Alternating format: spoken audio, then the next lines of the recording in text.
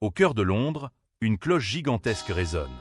13,7 tonnes de métal. Un son puissant, grave, impossible à ignorer. C'est Big Ben. Chaque jour, elle rugit au-dessus de la ville. Mais les Londoniens ne l'écoutent plus. Ils marchent, ils passent, ils vivent, comme si ce symbole du temps n'existait plus. Sauf un homme, au milieu de la foule, immobile. Un regard fixé sur l'horloge. Calme, concentré. Il sort une montre à gousset, puis une montre bracelet. Les deux indiquent exactement la même heure. Son visage s'illumine. Ce moment va changer l'histoire. Cet homme s'appelle Hans Wilsdorf, et sans le savoir encore, il est en train de créer un empire. Pour comprendre cette histoire, il faut revenir bien avant Rolex, bien avant le luxe, bien avant les montres à 100 000 euros. On est en 1881, dans une petite ville d'Allemagne. Hans Wilsdorf perd ses parents très jeunes. Il grandit sans stabilité, sans richesse, mais avec quelque chose de plus puissant, une obsession. Le temps. Adolescent, il commence à travailler.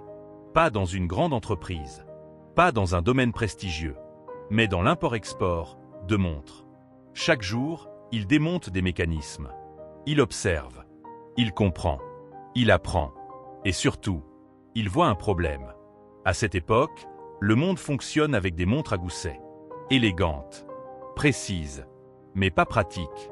Les montres bracelets, elles, sont ridiculisées, jugées, peu fiables, fragiles, inutiles.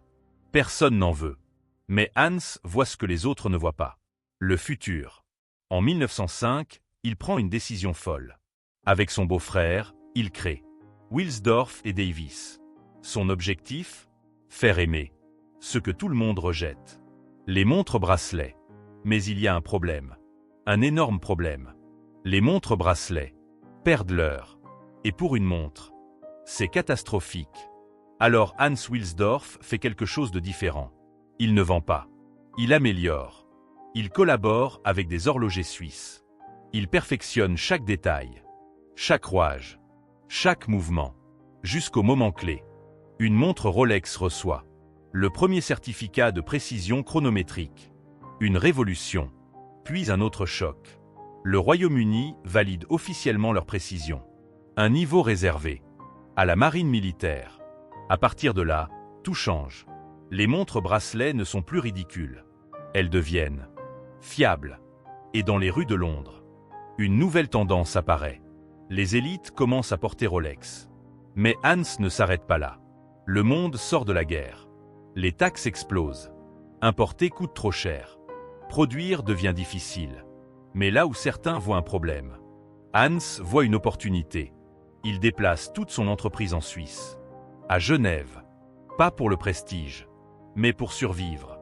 Et c'est ici que naît officiellement Rolex SA. Mais ce n'est que le début. Car Hans ne veut pas être simplement bon. Il veut être le meilleur. Et pour ça, il va briser une croyance. À l'époque, une règle existe. Une montre plus de l'eau égale morte. Alors Rolex décide de prouver le contraire. Une femme va entrer dans l'histoire. Mercedes Gletz. Elle traverse la Manche à la nage. Plus de 15 heures dans l'eau. Et autour de son cou, une Rolex. À la fin, la montre fonctionne parfaitement. Ce moment n'est pas juste un exploit sportif. C'est un coup de génie marketing. Rolex ne dit plus « Nos montres sont fiables ». Il le prouve. Et à partir de là, la marque change de dimension. Mais ça, ce n'est que la première stratégie. Car Rolex ne vend pas juste des montres. Ils vendent une image, un statut, une identité. Rolex ne vend pas des montres. Elle contrôle une perception. Et pour ça, elle contrôle absolument tout. Contrairement à la majorité des marques de luxe, Rolex n'est pas cotée en bourse. Elle appartient à une fondation, la fondation Hans Wilsdorf. Ce détail change tout. Parce que Rolex n'a pas d'actionnaire à satisfaire. Pas de pression pour faire plus de ventes. Pas d'obligation de croissance rapide.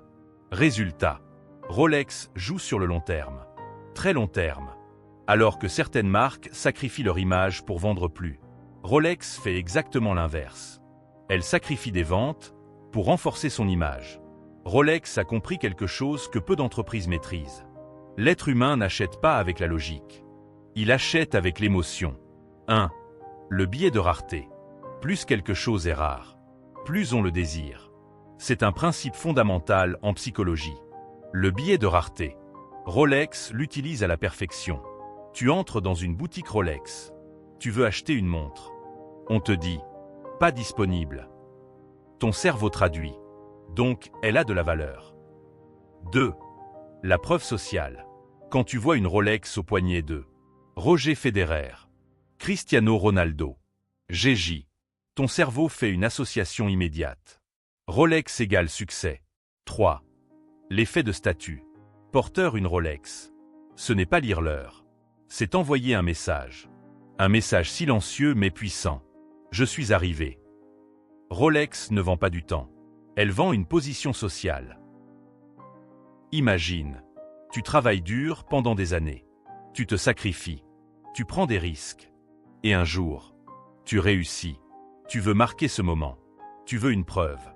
Un symbole. Et c'est là que Rolex apparaît. Pas comme une montre, mais comme une récompense. Rolex n'est pas le début du succès. C'est sa célébration. Sur le papier, Rolex a des concurrents très sérieux. Omega, Patek Philippe, Audemars Piguet, Richard Mille. Et pourtant, aucun ne domine comme Rolex. Pourquoi? Parce que Rolex ne vend pas seulement un produit. Elle contrôle une narration globale. Une histoire. Un mythe. Faisons une comparaison simple. Omega traduit la performance. Patek Philippe, la tradition. Rolex, une statue universelle. Rolex est devenue une langue que tout le monde comprend. Mais attention, cette stratégie est extrêmement puissante et dangereuse, parce que tout repose sur une chose, la perception. Si demain, les gens arrêtent d'y croire, tout s'effondre. Certaines marques comme Burberry ont perdu leur image, en devenant trop accessibles. La leçon, trop de visibilité tue le prestige. Trop d'accessibilité détruit le désir. Voici ce que Rolex nous apprend. Leçon numéro 1, ne vends pas un produit. Vends une identité. Leçon numéro 2, crée de la rareté, même si elle est artificielle. Leçon numéro 3, associe-toi au meilleur. Ton image dépend de ton entourage. Leçon numéro 4, pense long terme. Rolex construit depuis plus de 100 ans. Leçon numéro 5, contrôle ton histoire. Si tu ne racontes pas ton histoire, quelqu'un d'autre le fera. Au final, Rolex n'est pas devenue numéro 1 par hasard. Elle n'a pas gagné grâce à ses montres. Elle a gagné grâce à sa maîtrise de l'esprit humain. Parce que dans ce monde, ce ne sont pas les meilleurs produits qui gagnent. Ce sont les meilleures perceptions. Et maintenant que tu sais tout ça, regarde ton poignet et demande-toi, est-ce que tu veux juste lire l'heure ou raconter une histoire? Si cette vidéo t'a ouvert les yeux, like, abonne-toi et partage-la à quelqu'un qui pense encore que le prix fait la valeur. Et dis-moi en commentaire, est-ce que Rolex mérite vraiment sa domination ?